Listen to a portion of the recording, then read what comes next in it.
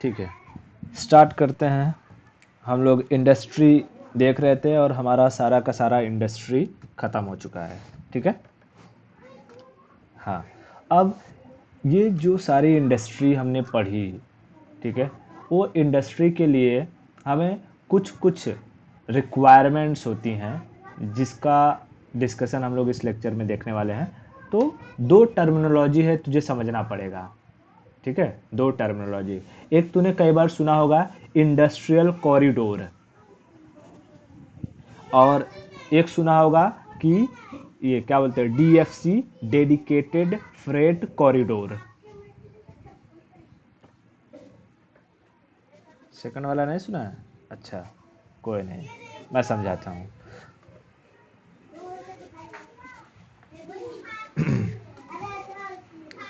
क्या है ये? ज्योग्राफी।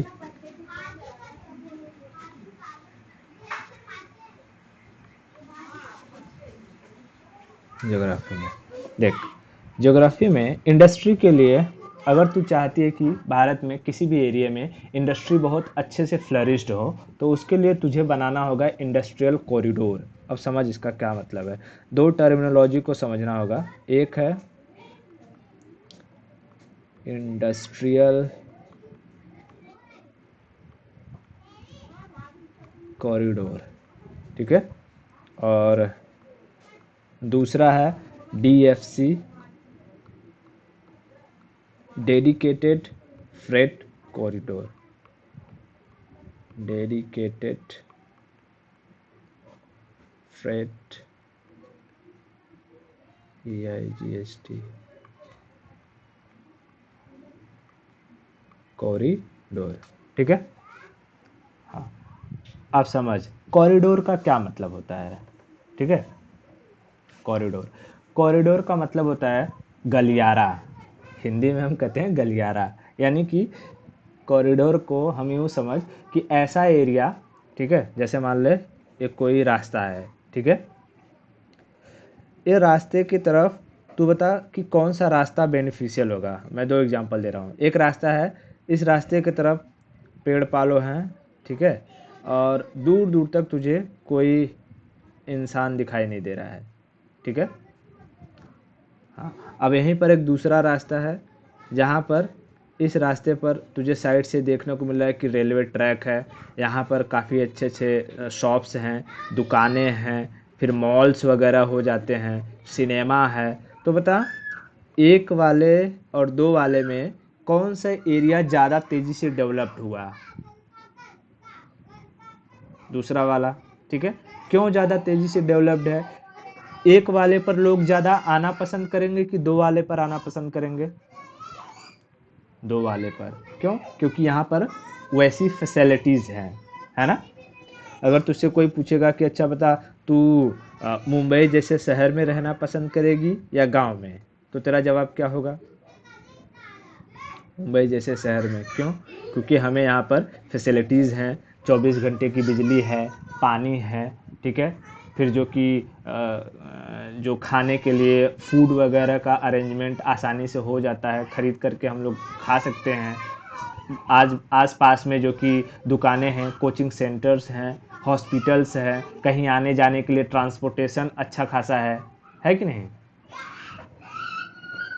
है ना। तो ऐसे ही अगर तू सोचेगी कि मुझे क्या करना है, कहीं पर बिजनेस सेटअप करना है, तो तू ऐसे एरिया को चूज़ करेगी जहाँ पर तुझे ट्रांसपोर्टेशन की सुविधा बेहतर हो, ज़मीन सस्ते में मिल जाए, लेबर आसानी से, स्किल्ड लेबर मिल जाए तुझे, है कि नहीं। तो ऐसा कोई भी एरिया जहाँ पर ये तीन चार फैसिलिटीज़ बहुत अच्छे से मिल जाते हैं, उसे हम कहते हैं कॉरिडोर। ठीक है, जैसे अगर तुझे कहेगा कोई कि अच्छा इंजीनियरिंग के लिए तुझे कोचिंग करने जाना है, तो तुझे दिमाग में सबसे पहले कौन सा एरिया, मतलब कि कौन सा शहर ध्यान में आता है? हाँ, इंजीनियरिंग की जो वो करते हैं ना हम लोग कोचिंग। अरे बेंगलोर में का, कोटा, कोटा। कोटा है इंजीनियरिंग का हब माना जाता है ना, कोटा। है ना, तो कोटा दिमाग में आएगा। वैसे ही अगर कोई कहेगा कि अच्छा यूपीएससी की तैयारी करनी है तुमको, तो लोग मोस्टली कहाँ से जाने के लिए सजेशन देंगे? दिल्ली। क्यों? क्योंकि वहाँ पर दिल्ली जो है, दिल्ली में तुझे बुक्स आसानी से अवेलेबल हो जाएंगे, हज़ारों क्लासेस मिल जाएंगे, नोट्स ऐसे सड़क पर बिछे हुए मिल जाएंगे, है कि नहीं? मतलब तुझे आईएएस बनने के लिए जो चीज़ों की रिक्वायरमेंट रहेगी वो वहाँ मिल जाएगा, इंजीनियरिंग बनने के लिए जो चीज़ की रिक्वायरमेंट रहेगी कोटा में मिल जाएगा, है ना? हाँ, उसी तरीके से कहेंगे अच्छा तुझे कि अगर कपड़ा खरीदना है सस्ते में और ढेर सारा कपड़ा खरीदना है तो कहाँ चली जाओ? अहमदाबाद चली जाओ, सूरत चली जाओ। तो समझ में आ रहा है मैं क्या कहना चाहता हूँ? हाँ, तो कॉरिडोर है। कॉरिडोर का मतलब क्या है? जहाँ पर चार चीज़ें आसानी से मिल जाए, लेबर, लैंड, ट्रांसपोर्ट और इंफ्रास्ट्रक्चर। ठीक है।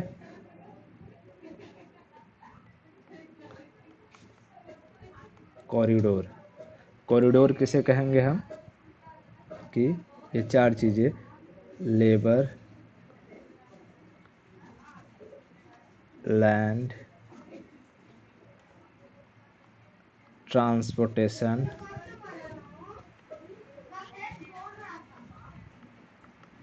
पोटेशन और इंफ्रास्ट्रक्चर।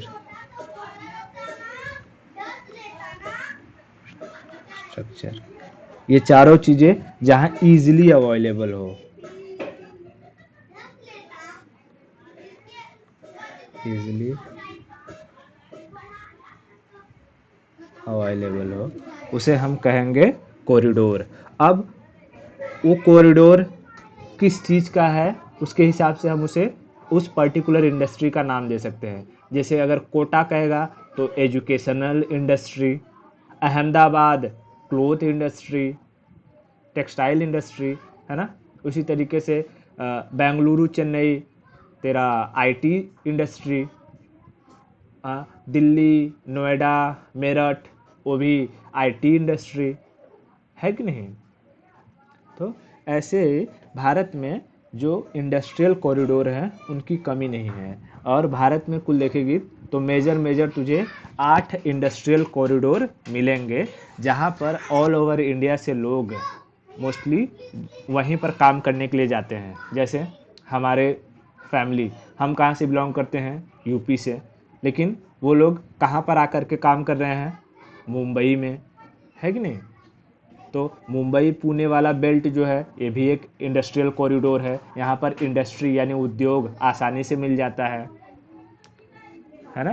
तो भारत में कुल ऐसे 8 मेजर जो मेन मेन इंडस्ट्रियल कॉरिडोर है उसके बारे में देख लेते हैं। पहले इंडस्ट्रियल कॉरिडोर समझ में आया क्या? कॉरिडोर किसे कहेंगे? हाँ, वो चार चीज़ें में ऐसा कोई कन्फ्यूजन नहीं कि लेबर किसे कहते हैं, लैंड किसे कहते हैं, ट्रांसपोर्टेशन क्या होता है, इंफ्रास्ट्रक्चर क्या होता है, इसका कोई दिक्कत नहीं। ठीक है, वो सब समझा दिया। तो हम देखते हैं कि अच्छा वो कौन कौन से मेन 8 इंडस्ट्रियल कॉरिडोर हैं भारत में। ठीक है, तो देख, तुझे देखने को मिलेगा कि मैं ये कलर से लेता हूँ, यहाँ से देखना। ठीक है, देख, मुंबई पुणे, ठीक है, मुंबई पुणे एक इंडस्ट्रियल कॉरिडोर, बात समझ में आया? हाँ, कोलकाता हुगली दूसरा इंडस्ट्रियल कॉरिडोर। ठीक है, उसी के साथ बेंगलुरु चेन्नई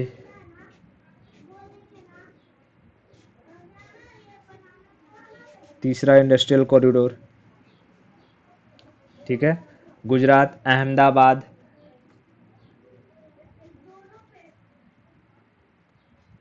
चौथा जो कि इंडस्ट्रियल कॉरिडोर, है ना? अरे गुजरात में अहमदाबाद, गुजरात में अहमदाबाद। ठीक है, फिर झारखंड छोटा नागपुर कोयले वगैरह के लिए, है ना? पांचवा हो गया इंडस्ट्रियल कॉरिडोर। ठीक है, वैसे ही विशाखापट्टनम विशाखापट्टनम कहाँ है अबे, कहाँ गया विशाखापट्टनम रे? आंध्र प्रदेश विशाखापट्टनम यही रहता है ना? किनारे पर रहता है, इसमें दिखाया नहीं है क्या? चल मैं समझ ले कि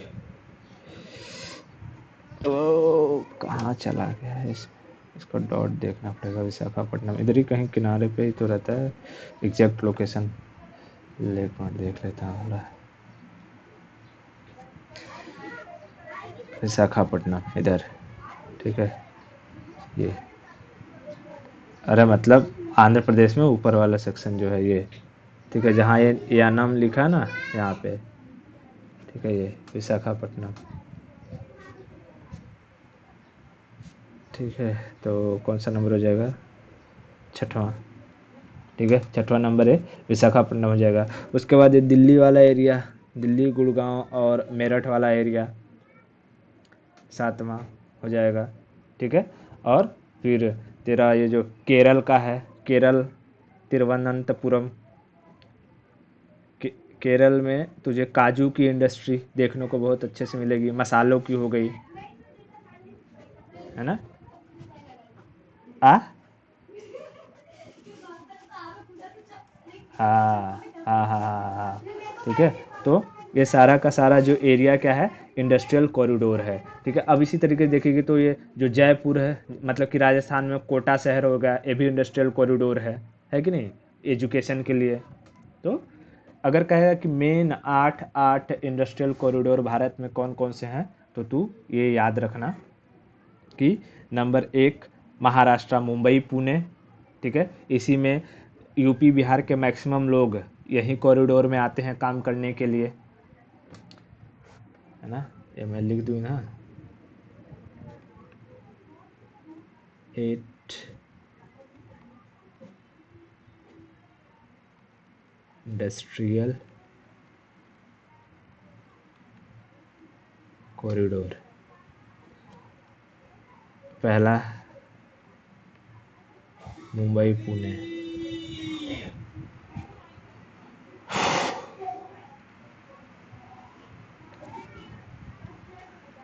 मुंबई पुणे, ठीक है। दूसरा तेरा ये कोलकाता हुगली,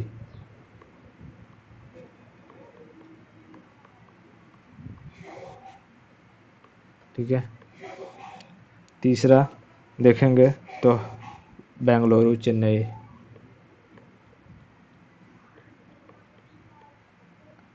बेंगलुरु चेन्नई।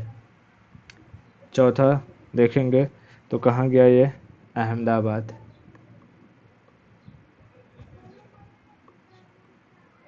अहमदाबाद गुजरात में, ठीक है। उसके बाद पांचवा अगर देखेंगे तो पांचवा हमें मिलेगा छोटा नागपुर,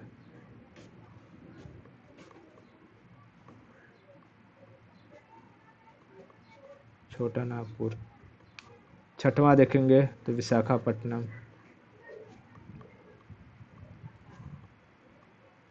विशाखापट्टनम, ठीक है। सातवां देखेंगे तो दिल्ली, मेरठ, गुड़गांव, ठीक है। और आठवां अगर हम देखेंगे तो हमको केरला देखने को मिलता है। इतना क्लियर है? अच्छा, कहेगा कि सबसे अधिक लोग जो काम करने के लिए आते हैं यूपी बिहार से, वो कौन से वाले एरिया में जाते हैं? मुंबई पुणे वाले में, ठीक है। कोलकाता हुगली अगर देखें तो हमें यहाँ पर जूट जूट इंडस्ट्री अधिक मिलेगा कि नहीं मिलेगा?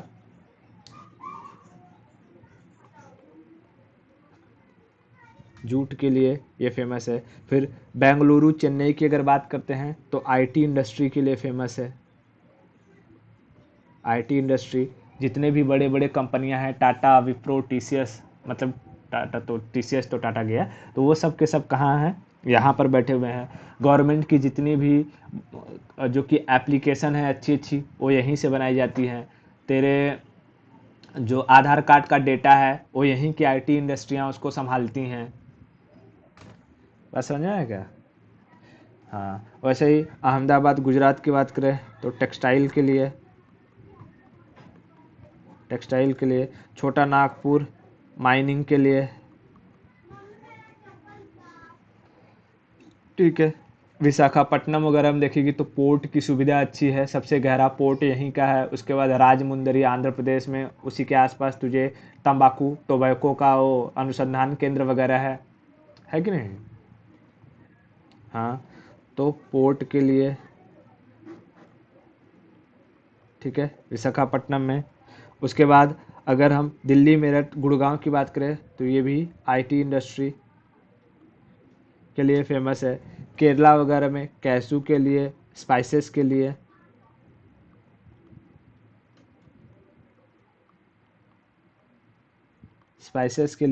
सब के सब फेमस है ना। और ये क्या है, माइग्रेट वर्कर्स।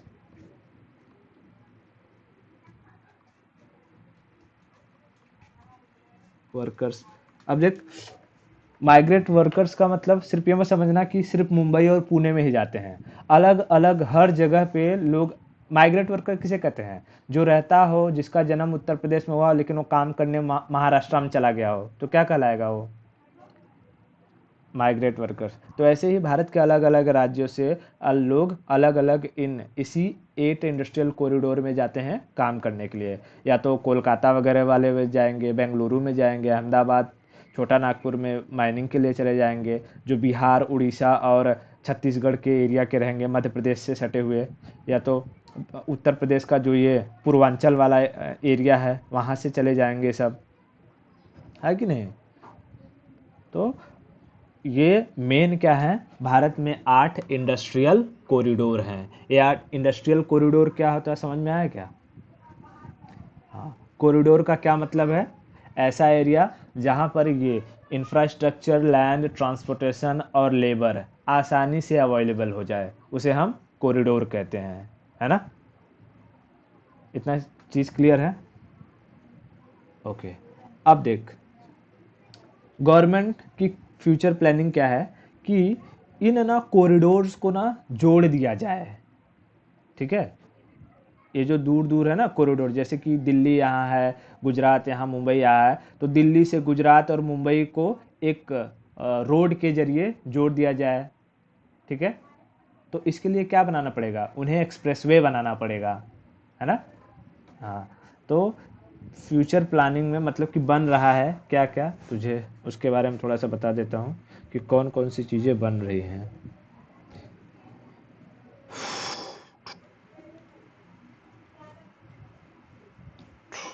देख, यहाँ दिल्ली से लेकर के दिल्ली से लेकर के तेरे मुंबई तक, ठीक है, दिल्ली से लेकर के मुंबई तक 8 लेन का, ठीक है, 8 लेन का क्या बन रहा है, एक्सप्रेसवे बन रहा है, ठीक है। जिसमें 4 लेन रहेगा जिसमें से गाड़ियां आएंगी, और 4 लेन रहेगा जिसमें से गाड़ियां जाएंगी, ठीक है। हर लेन पे अलग अलग मार्किंग होगा कि कहाँ से ट्रक गुजरेगा, कहाँ से 2 व्हीलर जाएगा, कहाँ से 4 व्हीलर जाएगा, कहाँ से प्राइवेट गाड़ियाँ जाएंगी, है कि नहीं। हाँ, तो इससे क्या हो जाएगा, क्योंकि मान ले कि मुंबई पोर्ट पर कोई फॉरेन से कोई माल आया, ठीक है, फॉरेन से कोई माल आया, अब वो फटाफट क्या होगा, यहाँ से पोर्ट पर आएगा और पोर्ट से लोड होगा, लोड होके ट्रक के जरिए देश के अलग अलग हिस्सों में ट्रांसपोर्ट हो जाएगा फटाफट एकदम, है कि नहीं। हाँ, और अगर ये चीज़ नहीं रहता है तो क्या होता है कि तूने देखा होगा कि सड़कों पर ट्रक सिर्फ रात में ही चलती हैं, दिन में वो उनको परमिशन नहीं रहती है। तो इससे क्या होता है कि कोई माल अगर मुंबई से एक दिन में निकला है तो उसको अगर दिल्ली पहुंचना है तो 3 दिन लग जाएंगे, 4 दिन लग जाएंगे, रुकते रुकते रुकते रुकते जाएगा वो। है कि। और ऐसे डेडिकेटेड फ्रेट मतलब कि ये रहेगा, एक्सप्रेसवे वगैरह बना रहेगा, सब जुड़ा रहेगा एक दूसरे से, तो खाली उन्हीं के लिए एक रूट रहेगा और फटाफट ट्रांसपोर्टेशन होगा। और इससे हमारा जो एरिया है, जो कंट्री है, उसका डेवलपमेंट तेज़ी से होगा कि नहीं होगा? होगा। तो फ्यूचर की प्लानिंग क्या है इसमें कि भाई ये एक्सप्रेसवे को बनाना।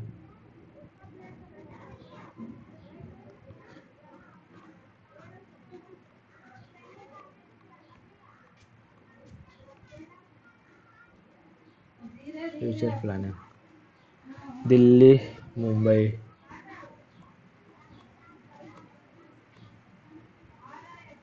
दिल्ली मुंबई एक्सप्रेसवे,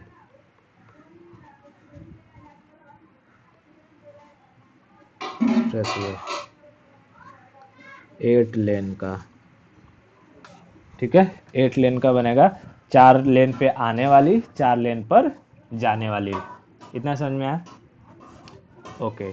फिर दिल्ली से जो है यहाँ अपना आगरा तक एक दिल्ली आगरा एक्सप्रेसवे बना है, ठीक है।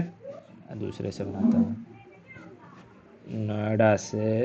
नोएडा से आगरा तक एक एक्सप्रेसवे बना है, उसका नाम मतलब प्रपोज किया गया है यमुना एक्सप्रेसवे, ठीक है। और फिर आगरा से जाएगा लखनऊ तक, आगरा से लखनऊ तक, ठीक है, ग्रीनफील्ड एक्सप्रेसवे, ठीक है। और फिर लखनऊ से बलिया, लखनऊ से बलिया जो है ये पूर्वांचल एक्सप्रेस, ठीक है। अब थोड़ा सा खाली क्या करना है कि यहाँ बंगाल से इधर ला दो और यहाँ से यहाँ ला के जोड़ दो, पूरा ईस्टर्न कॉरिडोर हो जाएगा ये पूरा, है ना। तो देखो वो हो पाता है कि नहीं, अब स्टेट परमिशन दे तो हो जाएगा, ठीक है। तो इसमें दूसरा और क्या क्या है कि जो दूसरा है वो है नोएडा से आगरा यमुना एक्सप्रेसवे, नोएडा से Agra Yamuna expressway,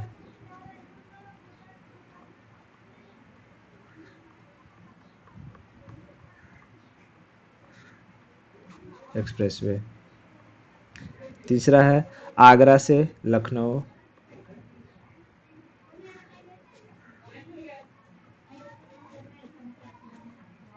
Lucknow greenfield expressway,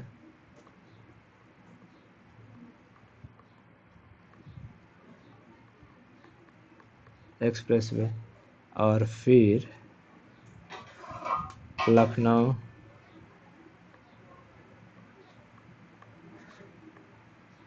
से बलिया पूर्वांचल एक्सप्रेसवे,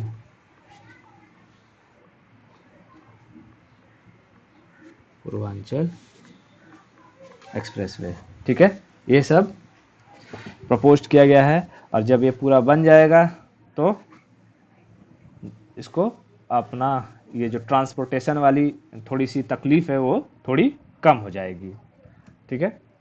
ओके। अब एक चीज़ तूने नोटिस किया होगा कि जब हम लोग गांव जाते हैं तो गांव जाते समय मोस्टली तो जनता किससे ट्रेवल करती है? ट्रेन से।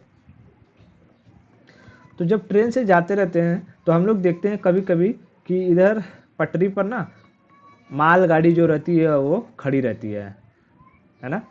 तो एक एक मालगाड़ी 2-2 3-3 दिन तक एक ही जगह खड़ी रह जाती है। क्यों? क्योंकि उसे आगे जाने के लिए रास्ता ही नहीं मिल पाता है। जो पैसेंजर ट्रेनें हैं, ठीक है, वो इतना चलती रहती हैं कि मालगाड़ियों को आगे जाने के लिए क्लियर रूट ही नहीं मिल पाता है, ठीक है। हाँ, तो मालगाड़ियों के लिए मालगाड़ी को कहा जाता है फ्रेड। फ्रेड का मतलब होता है मालगाड़ी, फ्रेड, FREIGST, फ्रेट, ठीक है। मालगाड़ी को क्या कहते हैं? फ्रेट। खाली मालगाड़ियों के लिए ही एक रूट बनाया जा रहा है, डेडिकेटेड फ्रेट, और उस रूट को कहते हैं कॉरिडोर, DFC। क्लियर हुआ? हाँ, ऐसा कॉरिडोर जो सिर्फ किसके लिए हो, मालगाड़ियों के लिए हो, ऐसा रास्ता जिसपे सिर्फ मालगाड़ियां चले। तो सोच, अगर तुझे यहाँ मुंबई से ना, मान ले कि मुंबई में मच्छी पकड़ा समुंदर किनारे से, और तूने सोचा कि मैं यूपी भेजता हूँ, यूपी भेजती हूँ, यूपी में जो कि अच्छा एक्सपोर्ट करूँगी, तो तू वो मछली है वो किससे भेजेगी, ट्रक से भेजेगी, क्योंकि अगर तूने मालगाड़ी से भेजा तो तेरी मछली सड़ जाएगी। ठीक है, क्योंकि वह मालगाड़ी कब पहुंचाएगी इसका कोई व्यवस्था नहीं है, अता पता नहीं है। ठीक है, और ट्रक से भेजेगी, मान ले कि 1 किलो मछली की कीमत यहाँ पर तुझे पड़ रही है 40 रुपया। ठीक है, और ट्रक से भेजेगी तो ट्रक वाला 1 कुंटल तेरा माल को ट्रांसपोर्ट करने का 80 से 90 हज़ार रुपया ले लेता है। ठीक है, तो बता कि जो मछली यहाँ तुझे 40 रुपये में पड़ रही थी, अब वो मछली का दाम यूपी में बढ़ेगा कि नहीं बढ़ेगा? बढ़ेगा। लेकिन अगर वही चीज़, अगर उसके लिए ट्रेन होती और ट्रेन के लिए क्लियर रूट होता कि ट्रेन चालू हो और 1 दिन के अंदर ही वहाँ पहुँच जाए, कहाँ पे, यूपी में पहुँच जाए बिना रुके हुए, तो 40 रुपये की यहाँ मछली वहाँ पर पहुँचते पहुँचते पहुँच जाएगा जो कि 50 रुपये 55 रुपये हो जाएगा। लेकिन वही चीज़ अगर तू ट्रक से भेजी तो वो 150 200 रुपया किलो हो जाएगा। समझ में आया क्या? हाँ। क्या?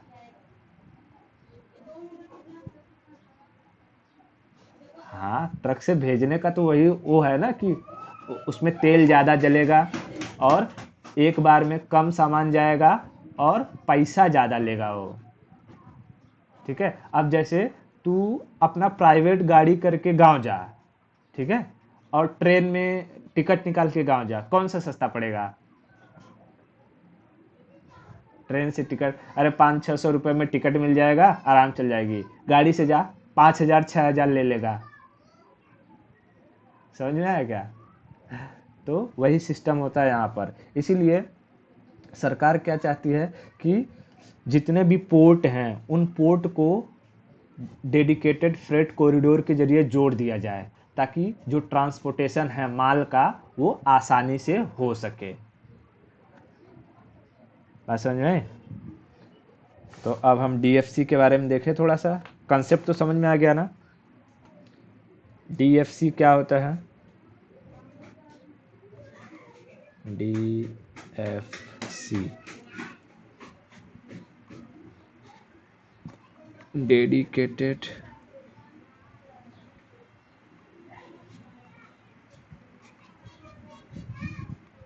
Freight corridor. कॉरिडोर, फ्रेट का मतलब मालगाड़ी,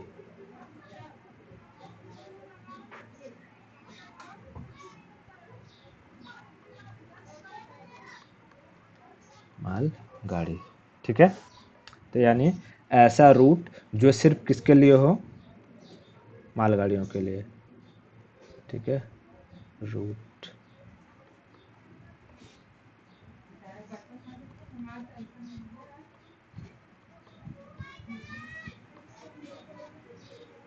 अवेलेबल फॉर मालगाड़ी। ठीक है, अब देख, तो भारत में दो जो ये DFC है उसको प्रपोज किया गया है। ठीक है,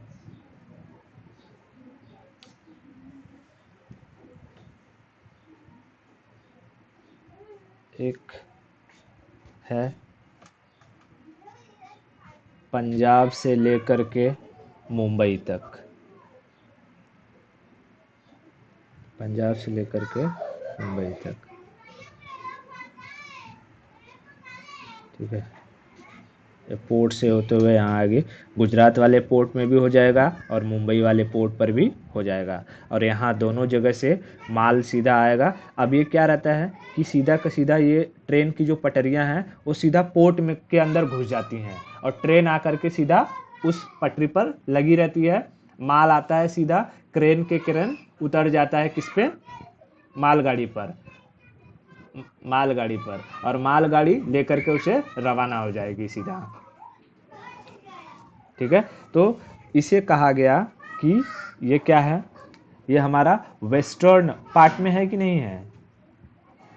हाँ, तो पंजाब से मुंबई, ठीक है, पंजाब से मुंबई ये वेस्टर्न डेडिकेटेड फ्रेट कॉरिडोर है।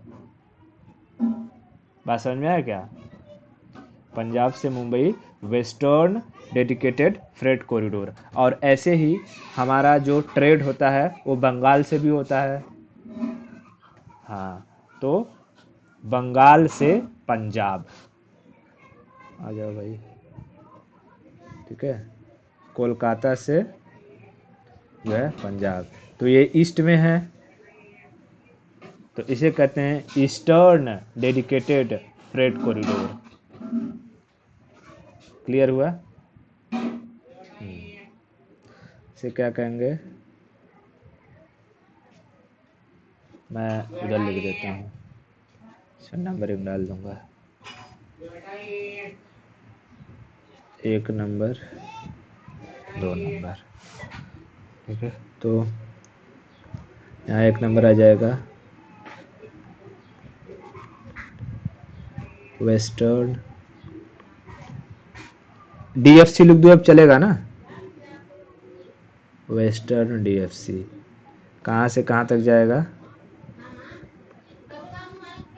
गुजरात, पंजाब से मुंबई, और फिर जो दूसरा है ईस्टर्न डीएफसी, ये कोलकाता से पंजाब या पंजाब से कोलकाता, पंजाब से कोलकाता, ठीक है। तो यहाँ कहेगा कि अच्छा पंजाब में कहा, पंजाब के लुधियाना से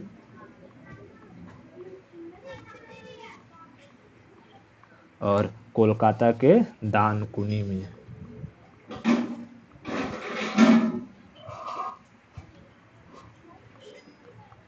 दानकुनी में। इतना समझ में आया क्या? ठीक है, बहुत बढ़िया, ठीक है। इतना ये चीज़ था जो हमारा इंडस्ट्रियल में थोड़ा सा ये बचा हुआ था कि इंडस्ट्री डेवलप तो होने को हो जाएगी, बट उस इंडस्ट्री को बहुत बेहतरीन तरीके से अगर फ्लरिश करना है तो हमें इन 2 चीज़ों की बहुत आवश्यकता है, बहुत ज़रूरत है। समझा? कौन कौन सी चीज़ों की ज़रूरत है हमें?